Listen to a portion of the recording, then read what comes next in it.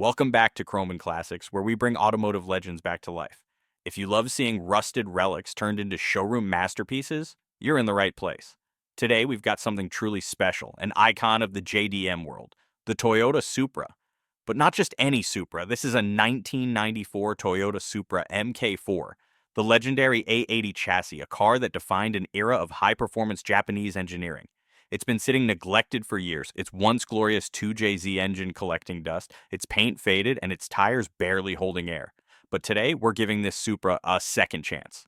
So buckle up because this is going to be one incredible transformation.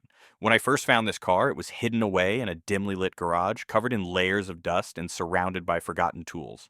The previous owner had big plans to restore it, but like many project cars, life got in the way. The engine hadn't turned over in years, the interior was a disaster, and rust had begun creeping into the bodywork. But despite its condition, I knew this Supra was worth saving.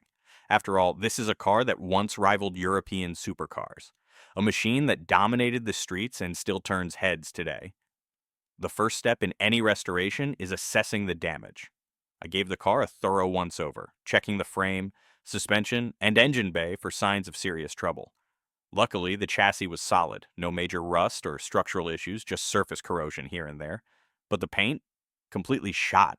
Years of neglect had turned the once glossy Renaissance red into a faded, chipped mess.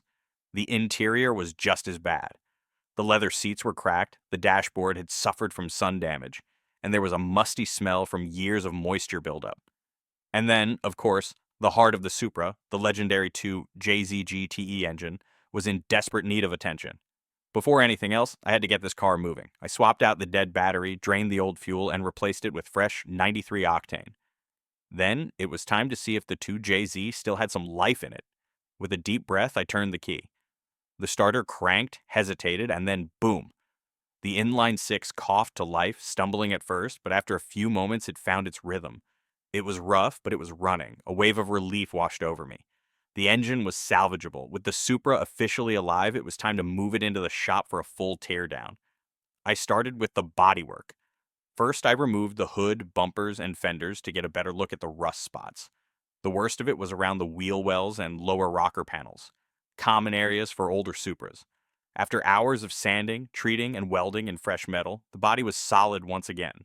Next, I stripped away the old paint, taking the car down to bare metal. This was one of the most time-consuming parts, but it was worth it. Once prepped, the Supra was ready for its fresh coat of paint. Choosing the right color was tough. While Renaissance Red was the factory shade, I wanted something that would really pop. After debating between Midnight Purple, Bayside Blue, and a few other classics, I settled on a deep, rich phantom black with a metallic flake. This color would give the Supra a sinister, aggressive look while still keeping it classy. Laying down the paint was a slow and careful process. Multiple coats, plenty of wet sanding, and finally a ceramic clear coat to make it shine like glass. When the last layer was applied, the Supra looked like a brand new car.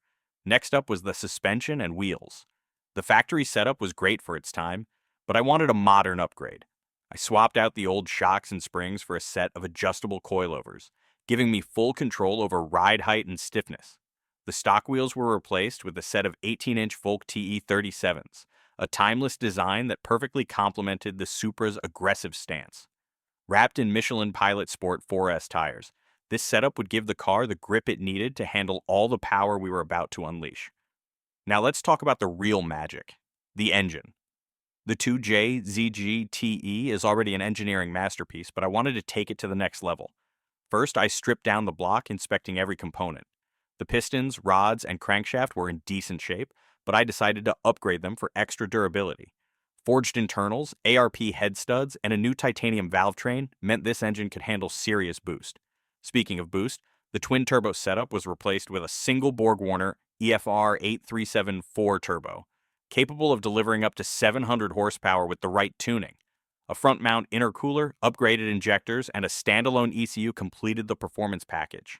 After hours of wrenching, it was time for the moment of truth, dyno tuning. With everything calibrated, I fired up the Supra once again. This time it wasn't just running, it was roaring. The sound of the turbo spooling, the wastegate fluttering, and the exhaust growling through a titanium catback system sent chills down my spine. On the dyno, the numbers came in, 678 horsepower at the wheels. This Supra wasn't just restored, it was reborn. With the mechanical work done, I shifted my focus to the interior. The goal was to blend modern comfort with classic JDM styling. The old, cracked seats were replaced with a pair of Recaro Sportster CS bucket seats, upholstered in black leather with red stitching. The dashboard was wrapped in Alcantara, giving it a high-end feel. I installed a new set of gauges to monitor boost, oil pressure, and AFR, ensuring everything stayed in check under high performance. And to top it all off, a full custom audio system with a hidden subwoofer brought in the perfect mix of classic and modern technology. Finally, after months of hard work, the Supra was complete. I rolled it out of the shop and into the sunlight, watching as the metallic black paint shimmered under the sky. Taking it for its first drive was an unforgettable experience. The way the turbo spooled, the way the tires gripped the road, and the sheer acceleration that pushed me back into the seat. This was more than just a restoration. This was a resurrection. And that's it for today's build. From a forgotten project to a 700 horsepower beast, this 1994 Toyota Supra has been completely transformed. If you enjoyed watching this journey, make sure to like, subscribe, and hit the bell so you don't miss the next restoration. Let me know in the comments, what car should we restore next? Thanks for watching Chrome and Classics, and I'll see you in the next one.